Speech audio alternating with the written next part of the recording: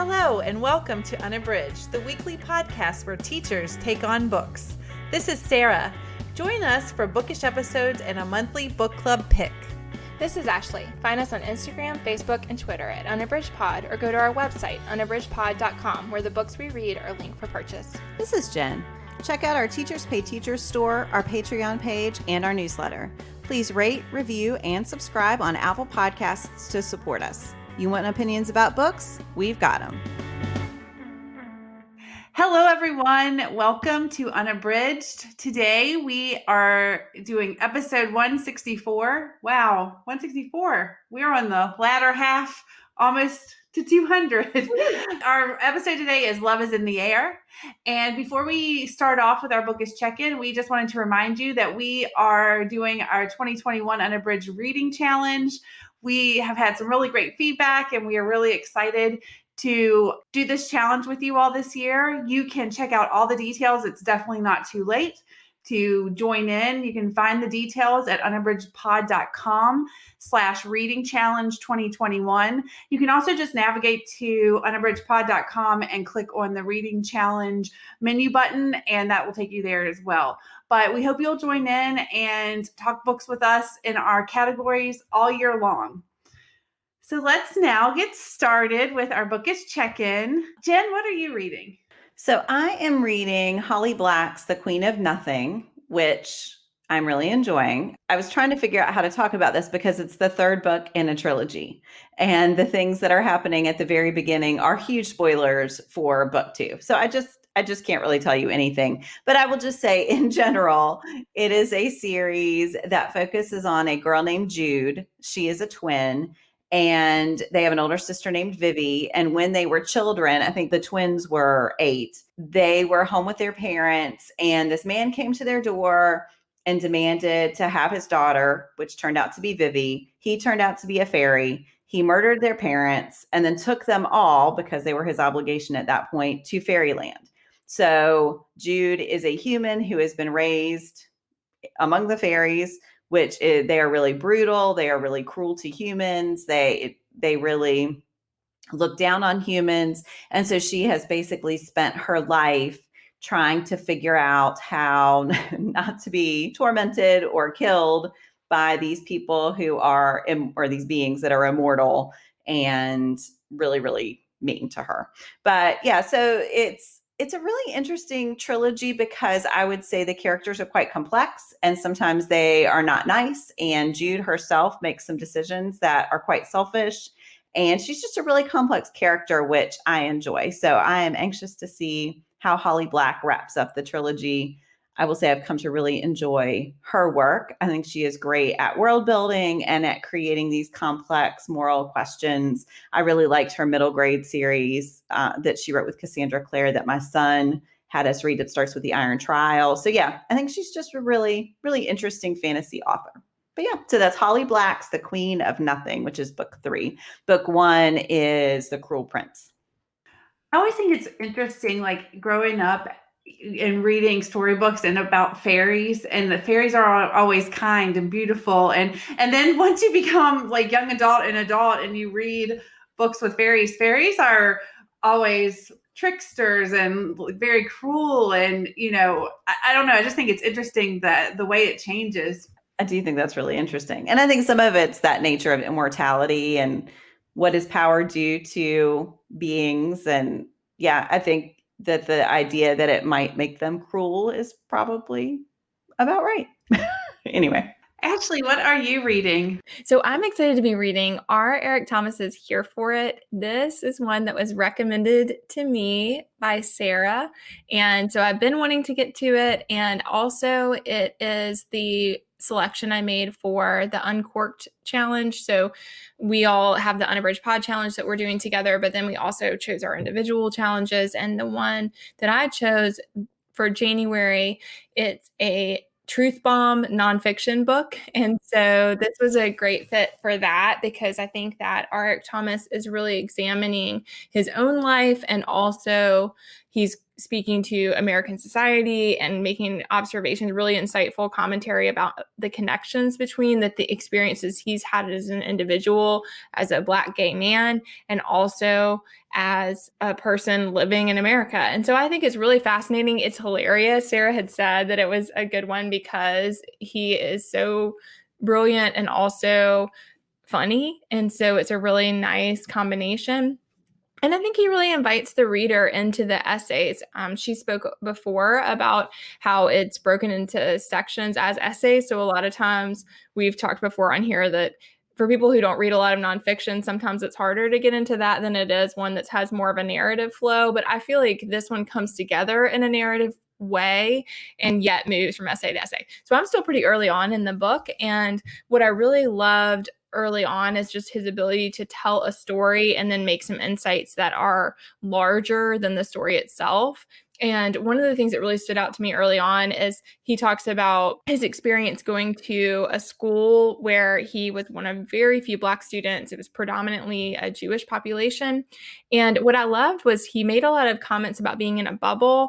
And he pointed out how a lot of times now we think of bubbles as being really bad, but that there are good things about them. And so he made some really interesting insights about that, I thought, in the way that it is valuable to protect children when we can from some of the harder things. And so I thought that was really interesting. But then he gives an example of a situation that kind of popped the bubble for him and how that all played out. And so I just think, he does a really great job with that. And it's really interesting. I really want to read that one. I love that book so much. It was one of my favorite reads of 2020. I'm really enjoying it, and I know you loved the audio, Sarah. So I'm hoping to get some audio in. I've been reading on my Kindle so far, but I have access to it on audio as well. I'm sludging my way through another audiobook that I'm not going to name that I am not particularly loving. I'm determined to finish it, so I want to finish that first, and then I'm hoping to listen to him read some because I'm excited to hear his voice as well. Oh my gosh, it is so good. You will love the audio. It's just that whole thing with an author reading their own words about their own experience. You just can't beat that. So again, I can't remember if I said at the end, I was a little distracted. There's a lot of noise at my house, so I was distracted. But anyway, that was Eric Thomas's Here for It. Sarah, what about you? What are you reading? My January was an excellent month of reading for me. I've read, 8 or 9 books, which is a lot for me, but I feel like I started off really strong with The Lager Queen of Minnesota, and I like that. And I've been going one right after the other. I haven't stopped. And I actually read an audiobook that the lady that was narrating said that she has realized that she loves to read, but she doesn't ever, when she finishes one book, she does not let more than 24 hours pass before she starts her next book because she loses momentum. And so I was like, I'm going to try that. And it's working out really well for me. That's a great tip. I think that's a really good I thought that was actually a great book. It's The Lazy Genius. I posted about it on my Instagram page, but it was an excellent audiobook, and she just gave a lot of great tips. But what I'm reading right now, one of the things I'm reading is Brie McCoy's Come and Eat, a celebration of love and grace around the everyday table. And I got this because for Christmas, my husband got me a master class that Brie McCoy is doing called The Everyday Kitchen.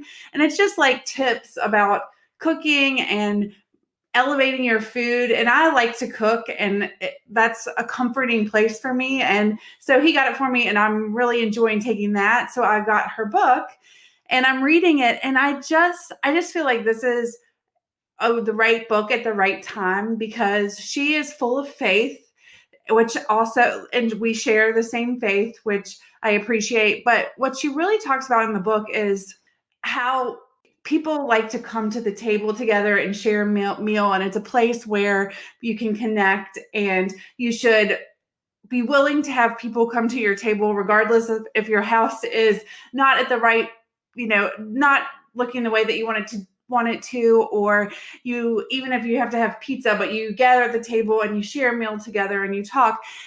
And I think that what it's made me realize is I think why I've struggled so much, especially during 2020, is because that is my love language, is having people over and preparing a meal. And I like to have people eat my food and all that. And I mean, that has all been taken away. So it's just been really enlightening. And I've just realized some things about myself while I've been reading it. So I've been having my mom and dad and my grandmother, who are in my little bubble, over once a week for a meal. And that like kind of feeds my soul. So that book helped me realize some things that I could maybe do to help my, elevate my mood and my mental health. And so I really appreciated it. So I'm still reading it and I really enjoy it. And it's just really like kind of a comfort read for me. So that is Bree McCoy's Come and Eat, a celebration of love and grace around the everyday table. That sounds like such a perfect Sarah book. It's like a warm hug, and she's just so positive, and I need that right now. So I just really like it. Yeah, it's great. And she's a great follow on Instagram too. She's just a very positive person, and she has great recipes if you like to cook. All right, so we are now going to move into our main topic, which is one of our recurring topics. So this is our Love is in the Air 2021 edition. Each of us are going to give a romance book pick. Ashley, what is your pick? I am recommending Talia Hibbert's Take a Hint, Dani Brown. I talked about this one not too long ago on a bookish check-in, so this is a pretty fresh read for me. But I wanted to recommend it because I think Talia Hibbert is a brilliant author, and I plan to read more of her backlist. But also I wanted to share Dani Brown because Chloe Brown is the first in the series, but I don't think that you need to read them in that order. And I think Dani Brown is a great place to start with her writing. So this is about Danica Brown, who is a PhD student, and she's teaching classes at a university, and she's very dedicated to her work, and she feels like there's not a way to balance that with also being a good romantic partner. And so she's kind of trying to make peace with that. She's had some breakups that have resulted in her feeling like she needs to keep things casual with any partners, and that she just can't be successful in the romance department. And then it's also about Zafir, and he is the security guard in the building where she teaches a lot of her classes, and they have this rapport where she brings him tea and he has a granola bar for her, and they are always attentive to each other, and they're good casual friends, but they don't really have anything beyond that relationship. And then early on in the book, and this is the part I remember describing this in the bookish check-in, just basically there is an encounter that results in him needing to help her get out of the building, and that is very well received on social media, that he swoops her up, and all of a sudden there is this social media sensation of this really sweet couple. But of course, they're not a couple.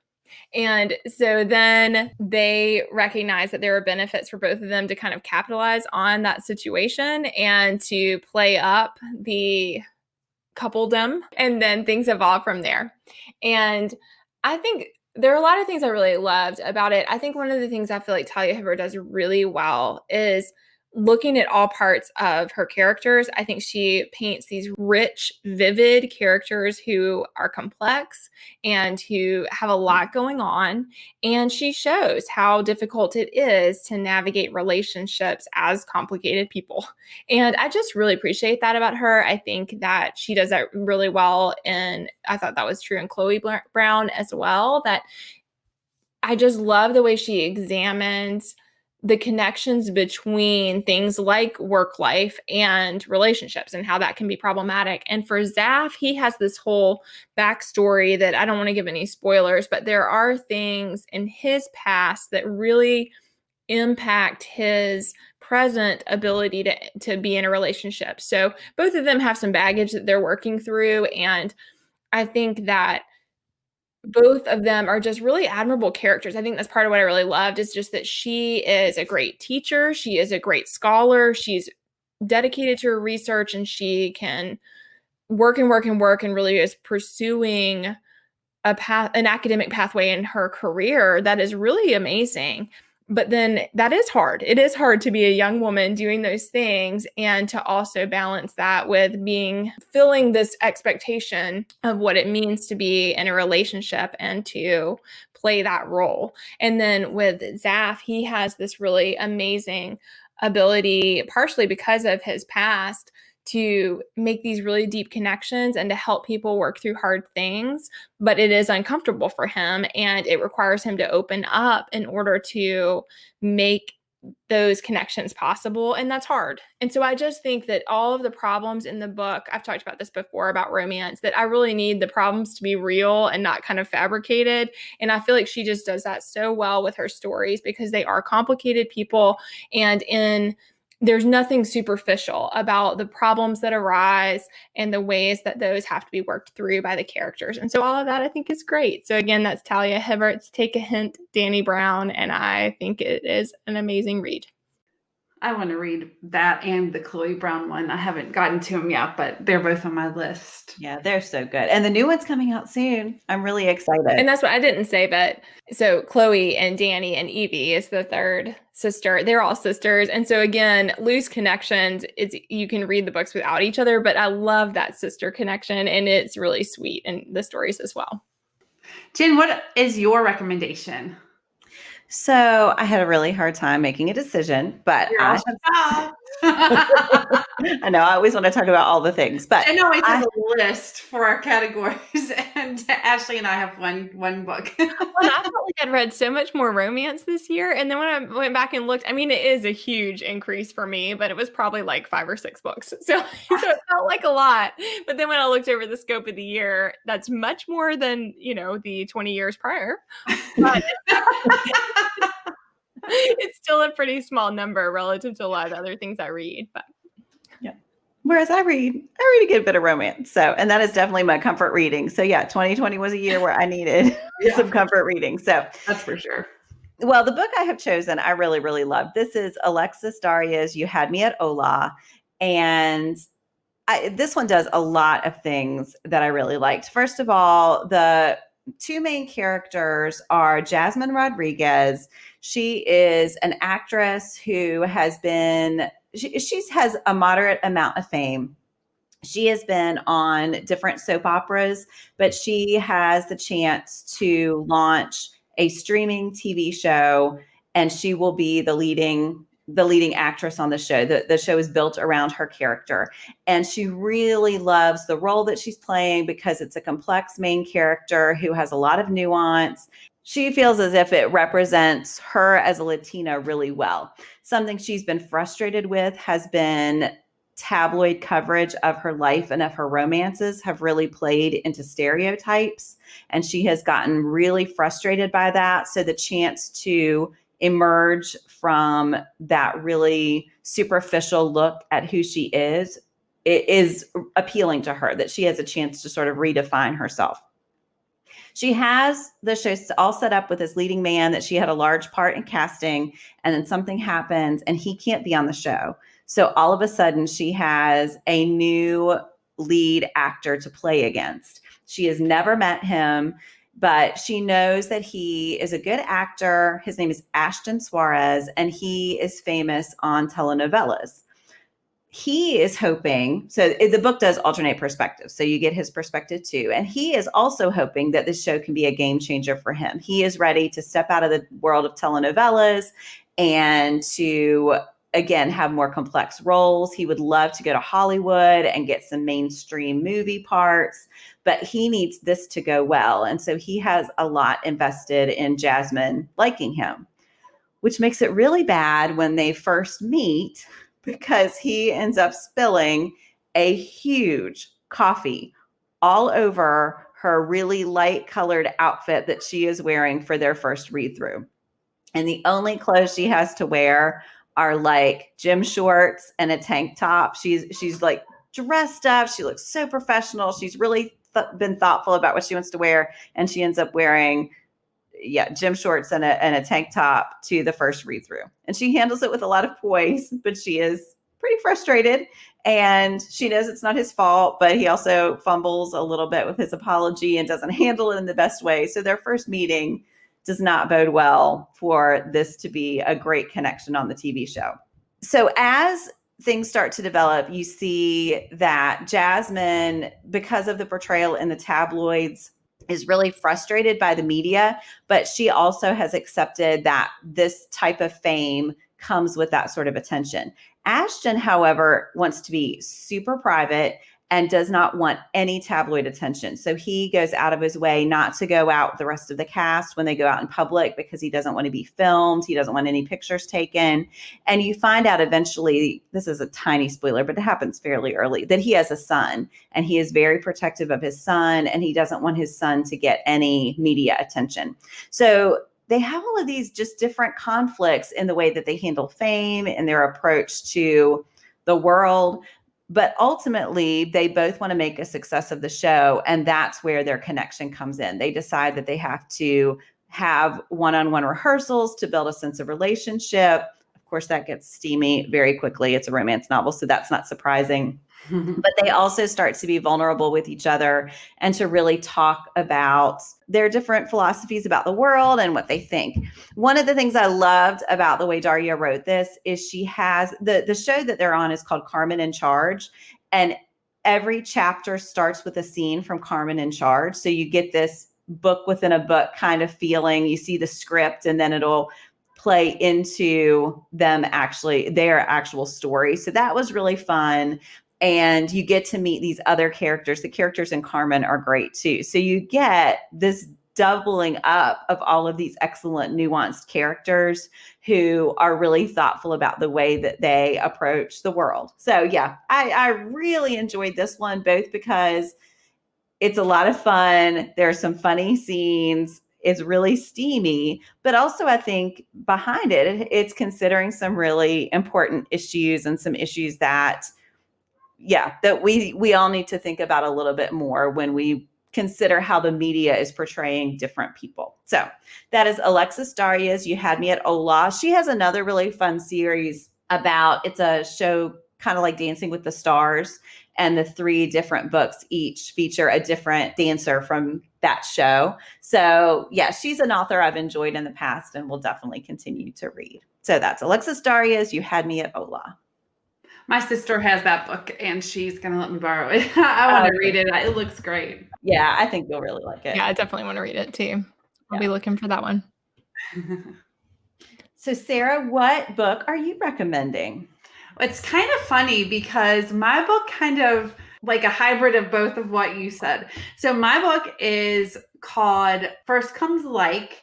It is part of the Modern Love series by Alisha Ray. And this is actually the 3rd book, but like you were saying, Ashley, about the Brown Sisters trilogy, you don't need, I shouldn't really say trilogy, but the series, I should say, you don't really need to read them in order. But basically, the series is centered around 3 roommates, Katrina, Rhiannon, and Gia. And First Comes Like is centered around Gia, but then there are 2 other books called The Right Swipe and Girl Gone Viral that are centered around the other 2 roommates. It also kind of reminds me of Farrah Rochon's The Boyfriend Project and what she's going to be doing with that series. So like I said, this is First Comes Like, and it is about Gia, who is a Pakistani American who is a beauty influencer on a YouTube type situation. That's her job. She's an influencer. She has tons of followers and she makes makeup tutorials. And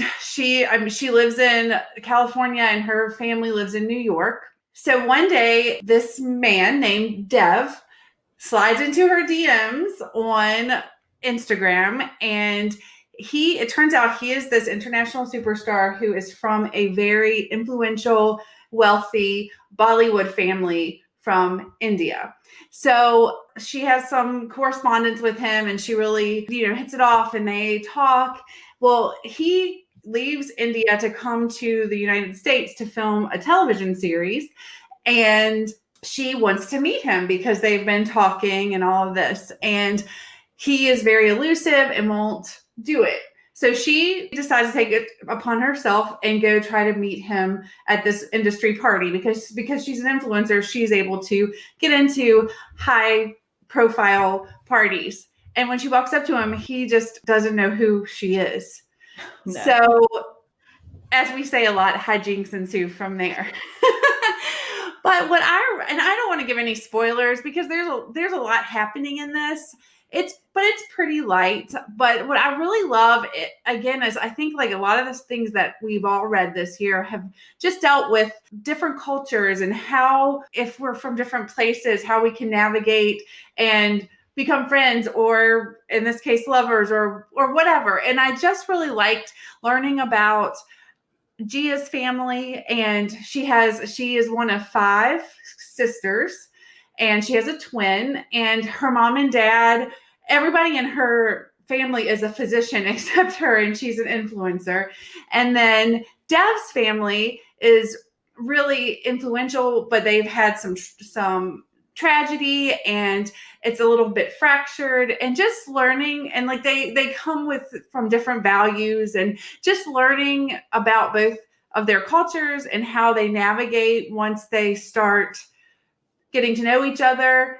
It's all just very sweet, and they're both pretty innocent, and it's just a really sweet story. I mean, it's nothing that's going to make you cry. It's just sweet. And there's not much steam until like the very last part. There's a little steam, but nothing like some of the other books we've talked about on the podcast.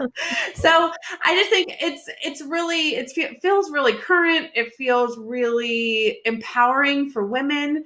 And I really like that Alisha Ray is talking about women in technology, and especially Gia. She is an influencer, but she's so successful, and she has all these dreams of having her own makeup line. And then her roommates, they create a dating app, and they are super smart, and all 3 of them they're just great examples of strong female characters, and they're from a diverse range of backgrounds, and I really appreciate all that. And I mean, it's just part of the story, and I just like that. I like normalizing women being powerful and in technology, and in this book the women really shine, and I just really like that. And I love the relationship. I'm always here for the sister relationship, and I love the relationship between Gia and her sisters. It is just awesome. So I really liked it, and I would recommend you reading it. Yeah, I was going to say, I haven't read that one yet, but the first 2 are excellent. I really like Alisha Ray. She is usually much, much, much, much steamier than she is in this series. But yeah, she's really good. I'm really interested to read the other 2 because I thought that even though Rhiannon and Katrina aren't huge characters in this story, they're there, and it's just really like just the stuff that Gia says about them makes me really compelled to know more about them and their lives. So I just thought it was a really solid romance. It was sweet. It had a little bit of steam, and I just thought it was really solid. I liked it a lot. Yeah, I realized that. I always forget because I don't normally read romances, but I didn't say. But Hibbert's books are steamy, so there's some steam and Take a Hint, Dani Brown, and also in Chloe Brown. All 3 of these also would work for the Unabridged Pod Reading Challenge. So these would all qualify for our romance written by a woman of color. Yes. Okay, we are going to end this episode the way we end every episode. And today we are going to give me one most recent TV binge. Jen, you want to start us off? Sure. So this is actually a bookish TV binge. I absolutely binged the series Bridgerton on Netflix, which is based on Julia Quinn's historical fiction novels. So season 1 roughly covers her first book. And yeah, I really, really enjoyed that one. Ashley, what is your pick? So one I'm really loving is Letterkenny. This one is a Canadian series, and it is set in the rural town of Letterkenny, and there are 5,000 people. At the very beginning, it says, "This is Letterkenny. There are 5,000 people. These are their problems." And that's the opening, and it is hilarious. I absolutely love it. I think that the writer, so 2 of the actors do the writing as well, and the writing is just brilliant. I mean, it's really witty. It is really crass. I'm totally here for that. But I feel like I should say that it does have a lot of profanity. It moves between different groups of people and it really examines them, and it plays on the stereotypes of the groups within a rural town, but then you see more about each of those groups. And so it's just really fascinating. So again, that's Letterkenny, and I believe it's on Hulu. What about you, Sarah? What's your pick? My pick, I did not realize until I was halfway in the series that it was also bookish because it was based on a book, but I did not read the book because I didn't know and I couldn't stop once I started. So the series I'm going to talk about is The Flight Attendant on HBO. And holy smokes, I started that. I watched the first episode and I thought, I really should wait for my husband. I think he would like it. And then I was like, episode 2, I just plowed through it. I got up every morning at 5 a.m. to watch it all by myself with the dog because I just wanted to be able to focus. I didn't want anybody to talk to me, and it was lovely. So I did that over the holiday break and I enjoyed it. So it's about a flight attendant who flies internationally. She's on an international flight. She meets this handsome stranger and they have one night together, and she wakes up the next morning. His throat has been slit and she is in bed with him, and she doesn't remember anything because she has an alcohol problem. So I just thought it was fantastic. I have not been riveted by a show like that in a long time. And I plowed through those episodes and I thought the acting was excellent. I mean, it just was really good. So I highly recommend it. Yeah. And that was The Flight Attendant, and it is on HBO Max. Kirk and I like that a lot too. So yeah. I feel so guilty I didn't watch it with David, but I was just like, I'm just going for it. I never get to watch TV like that by myself and like with no interruptions and nobody asking me for a drink or food. And I just was like, I'm going to watch this with my dog and with my coffee. And it was lovely. So it was a little bit of self-care. Okay, well, we are so excited to hear your all's recommendations on books, some romance books that you're loving right now. It can be backlist or brand new, but we are always here for your recommendations. So be sure to interact with us on social media at Unabridged Pod, or shoot us an email. But we'd love to interact with you, and we'd love to know what your romance book recommendations are. Thanks for listening. Do you have comments or opinions about what you heard today? We'd love to hear them. You can find us on Instagram, Facebook, and Twitter at Unabridged Pod, or on the web at unabridgedpod.com for a list of ways to support us. We'd like to thank Jared Featherstone, who composed our theme music, Strings of Light, and Katie Amy of Amy Photography, our podcast photographer. Thanks for listening to Unabridged.